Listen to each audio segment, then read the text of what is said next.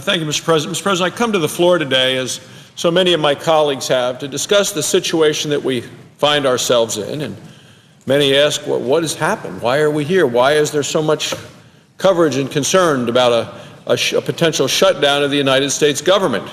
And I was on a radio station report from Washington by phone to Wyoming earlier this morning with a friend of mine, and he was asking, how did we get into this situation and what can we do about it?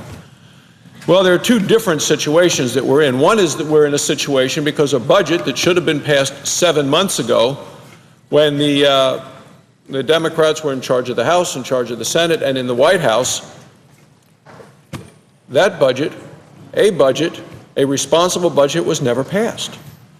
And that is what we're dealing with today in one part. The bigger part of how we got into this situation is that we are a nation in significant debt. We owe a remarkably large amount of money. $14 trillion is the number that is consistently discussed. Very few people have a concept of exactly how much money that is. But yet we owe that money, and people say, who do we owe it to? I visited with a group of high school students from Douglas, Wyoming earlier this week, and I asked them, do you know who we owe the money to? And they said, yeah, we owe it, a lot of it, to China. Mr. President, that's a great concern to the people of America. The people are concerned about our national security, our financial security, that how we as a nation are viewed in the world and how we view ourselves. And as families across this country, we live within our means. We balance our budgets every year. I'm from Wyoming, where according to our Constitution, we must balance our budget every year. And we do. And that's why we have money available for scholarships and other opportunities for young people as we invest the money that we have saved from year to year in our people, in our future, in our communities, in our land. And yet Washington doesn't seem to learn that lesson even today. So here we are with this situation where we're looking at a potential of a shutdown of the government because this government has maxed out its credit card. Others may decide to no longer extend credit to us, and it has come down to the final hour. Every day, this government spends $4 billion more than it takes in. Last month, Washington spent 8 times as much money as it took in. Every American child is now born owing $45,000. This is a travesty, Mr. President. So when I take a look at this and say, we know now how we got into this situation, we have overspent. Our problem isn't that we're taxed too little, it's that we spend too much. The American people understand that. So what we need to do is get the spending under control. We need to spend less. Now, we are at a situation where you say, what can we do about it right now, today? Well, for those same high school students who were here from Douglas, Wyoming, they know that a bill starts in the House and then goes to the Senate, is passed by one body, passed by another body, goes to the President for his signature. So here we are. We do have a bill that has been passed by the House of Representatives to keep the government open, to keep the government functioning. And I am ready right now to vote for that bill. Well, what has the President of the United States said about that? The President has threatened to veto that bill. He said he would veto a bill that would temporarily extend and keep the government open for 1 week. So apparently the President isn't interested in keeping this government open for the next week through tonight at midnight. I would wish he would take a different tack and say, let's continue to work on the overall problem, but keep the government functioning. You know, families all around this country, and I talk to people every weekend in Wyoming, they're worried about the cost and the quality of their own lives. And when they look at this incredible debt coming out of Washington, they say, how is this going to continue to impact? You know, families around Wyoming and all around the country and the states are finding that they're going to pay about $700 more for fuel this year than they did last year because of the pain of the pump. And of course, I believe that's been made worse by the policies of this administration.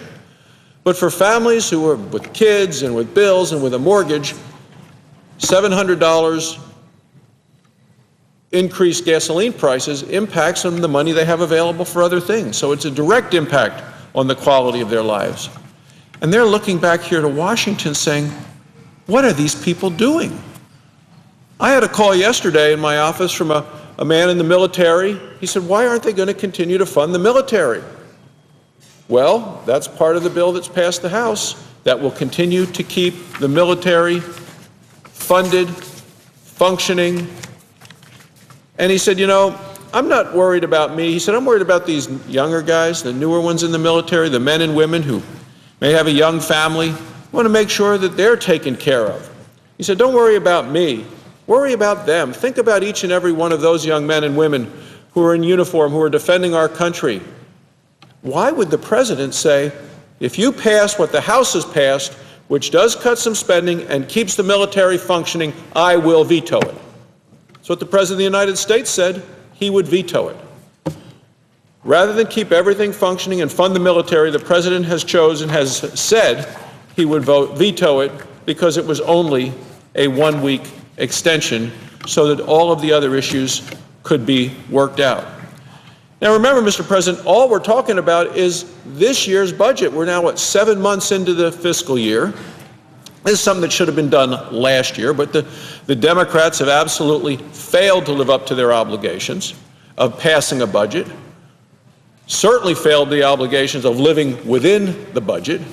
But there is a proposal today to keep the government open, to fund the troops, and yet I hear the President of the United States say no. Now, there's been discussion on this floor about things that are called policy riders. And it was interesting because today in the Politico, there's a headline, Dems embraced policy riders in the past. And what sort of policy riders? When I hear on the floor, oh no, policy riders are all bad. Well, the repeal of a school voucher program in the District of Columbia, that was a policy rider in the past. Travel to Cuba, that was a policy rider the Democrats put in the past. And it mentions a project, they call it a pet project of the majority leader, and it says delaying the development of Yucca Mountain as a nuclear waste storage site as part of a policy rider on a budget bill issue. So this is something that to me is not new, to this body is not new.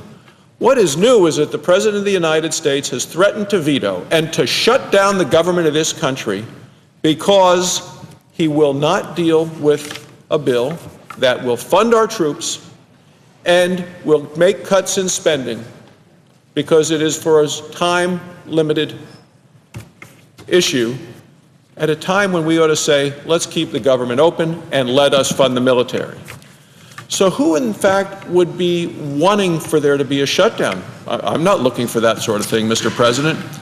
And then I see there is someone who has actually been rooting for a shutdown. It's a former chairman of the Democratic National Committee, Howard Dean. These are the things he said about a shutdown.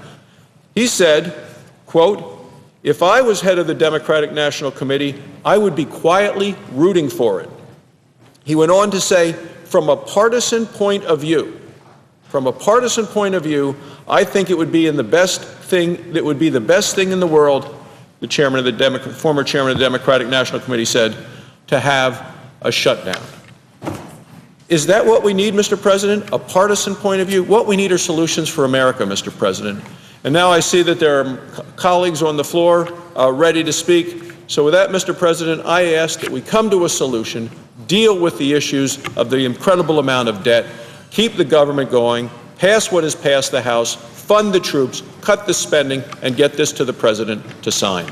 Thank you, Mr. President. I yield the floor.